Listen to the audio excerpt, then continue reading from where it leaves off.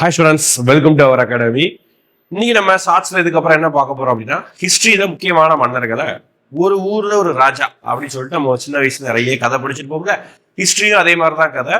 ஒரு ஊர்ல ஒரு ராஜாங்கிற தலைப்புல வரலாற்றில் மிக முக்கியமான மன்னர்களுடைய அச்சீவ்மெண்ட்ஸ், அந்த டைம்ல நடந்த விஷயங்களை பத்தி பார்க்க போறோம். அவர் என்னதான் பண்ணாரு அதை விஷயத்தை பத்தி பார்க்க போறோம். ஓகேங்களா? ஃபர்ஸ்ட் அந்த வரிசையில முதல் மன்னர் நம்ம என்ன பார்க்க போறோம் அப்படின்னா, முகமது பின் துக்ளக். ரொம்ப ஃபேமஸான மன்னர். டெல்லி சுல்தான்ல துக்ளக் வம்சத்தை சேர்ந்தவர். 1325 இருந்து 1351 வரைக்கும் இவருடைய ஆட்சி காலம். அடுத்து பாத்தீங்கன்னா இவர் என்ன பண்ணாரு அப்படின்னா, கேபிட்டலை சேஞ்ச் பண்ணாரு, தலைநகரத்தை சேஞ்ச் பண்ணாரு. எங்க இருந்து டெல்லியில இருந்து தேவகிரிக்கு மாத்துறாரு ஃபர்ஸ்ட். அடுத்து திருப்பியும் தேவகிரில இருந்து டெல்லிக்கே மாத்துறாரு. இதுக்கு பருத்தி மூட்டை குடோன்லயே இருந்திருக்கலாம். அந்த காமெடி தான் இங்க. ஓகேங்களா?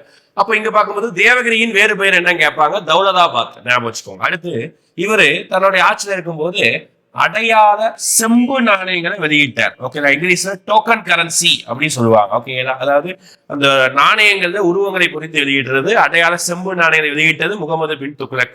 அடுத்து இவருடைய ஆட்சி காலத்துலதான் திவான் ஐ அமீர் கோஹி அப்படிங்கிற ஒரு செப்பரேட், ஓகேங்களா, ஒரு தனியான ஒரு துறையை உருவாக்குனாரு. விவசாயத்திற்கென தனி துறை. ஓகேங்களா? அதுக்கப்புறம் இவருடைய ஆட்சி காலத்தில் தான் விஜயநகரம் மற்றும் பாமினி அரசுகள் தனி அரசுகளாக பிரிந்து போனது. ஓகேங்களா? டெல்லி சுல்தானை விட்டு பிரிந்து போனது. கடைசி நீங்க கமெண்ட் பண்ண வேண்டிய கொஸ்டின், இவருடைய ஆட்சி காலத்துல இபின் பதுதா என்ற வெளிநாட்டு ஒரு புலவர், ஒரு டிராவலர் வந்திருப்பாரு. இவர் எந்த நாட்டை சேர்ந்தவர்கிறத நீங்க கமெண்ட் பண்ணுங்க. Ibn Battuta. தேங்க்யூ.